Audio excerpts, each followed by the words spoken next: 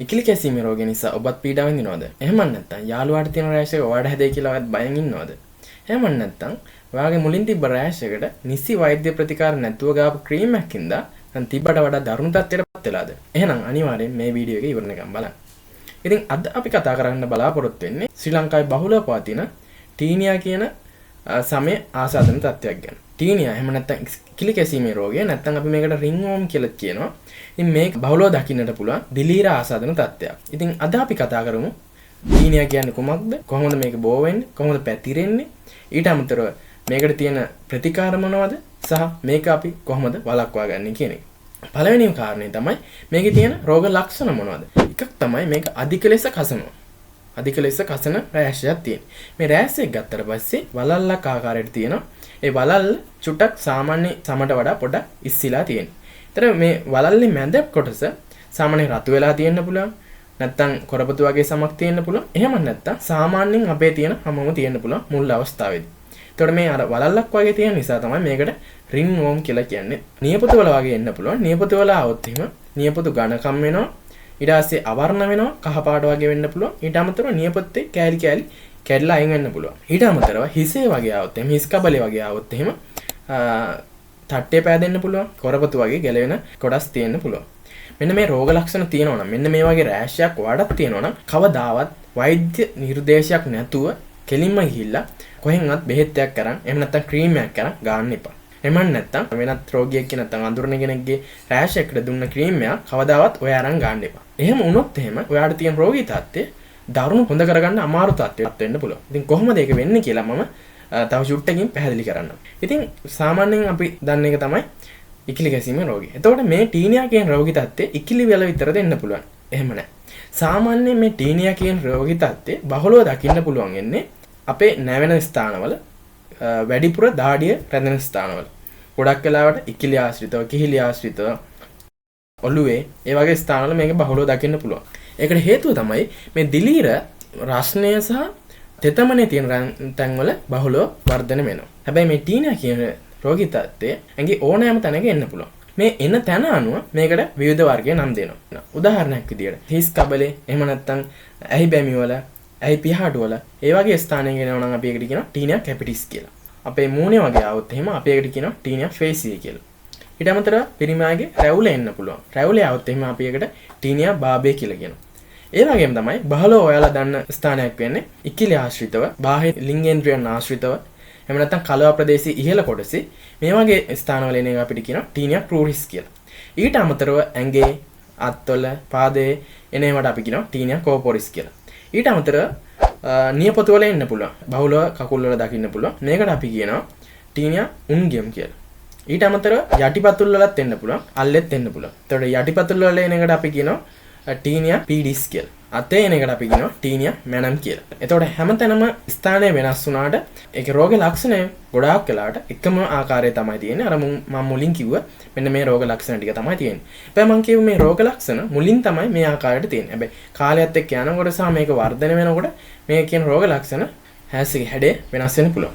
ඊළඟට වැදගත් කාරණේ තමයි මේ කොහොමද බෝ වෙන්නේ? මට කොහොමද හැදෙන්න පුළුවන්? මේ ටීනියා කියන රෝගී තත්ත්වය සාමාන්‍ය මිනිසාගෙන් මිනිසාට යන්න පුළුවන්.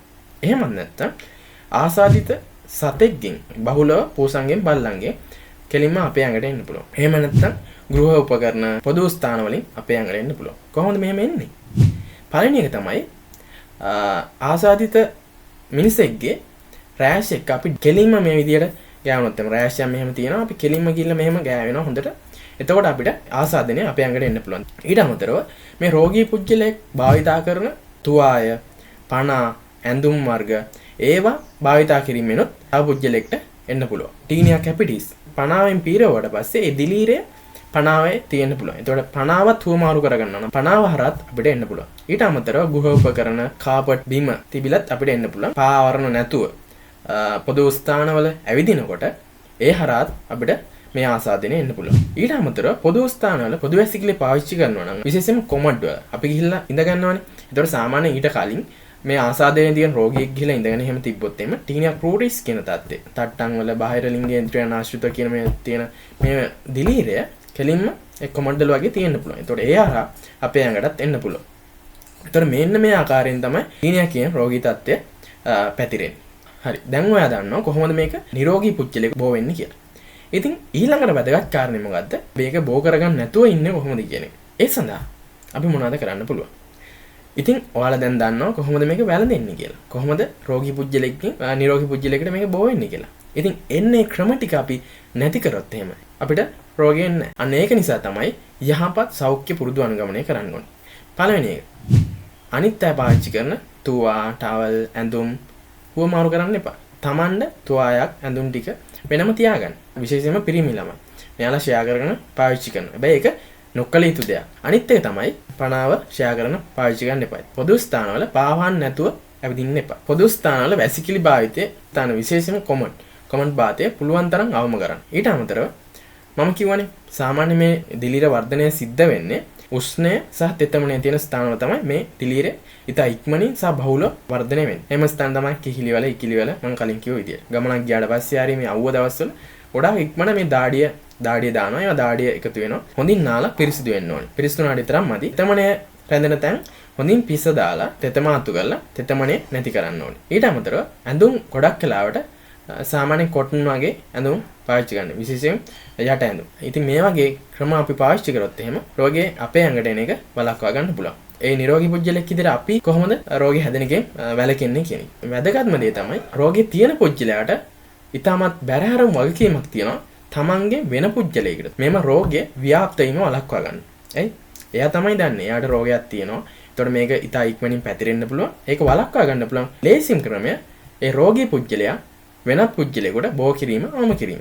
ඉතින් එතකොට මෙන්න මේ රෝග ලක්ෂණ තියෙනවා. දැන් සමහරවිට ඔයාලට මේ රෝග ලක්ෂණ තියෙනවා ඇති. ඔබ තාමත් ප්‍රතිකාර සඳහා යොමු වෙලා නැතුව ඇති. ඒක නිසා ඒක වැළකීලා අනිවාර්යෙන් දැම්ම නිසි වෛද්‍ය ප්‍රතිකාර සඳහා යොමු වෙන්න.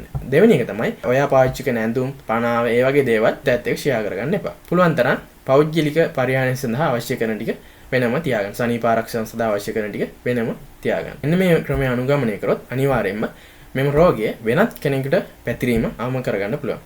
අපි බලමු මේකට මෙන්න මේ රෝග ලක්ෂණ තිබිලත් වෛද්‍ය ප්‍රතිකාර සඳහා යොමු වෙන්නේ නැතුව ඉන්නවා. සමහරක් අය මං ඉස්සෙල්ලා කිව්වා වගේ වෙනත් ප්‍රතිකාර සඳහා පාවිච්චි කරන ක්‍රීම් මේකට පාවිච්චි කරනවා. ප්‍රධාන වශයෙන්ම තමයි ස්ටීරොයිඩ් ක්‍රීම්. දහනම වැරදි දේ තමයි දැන් වර්තමානයේ ගොඩක් අපි සමාජයේ දකින්න තියෙන එක තමයි ස්ටීරොයිඩ් ක්‍රීම් පාවිච්චි කරනවා මේ දිලීර ආසාදන සඳහා. එතකොට මොකද වෙන්නේ?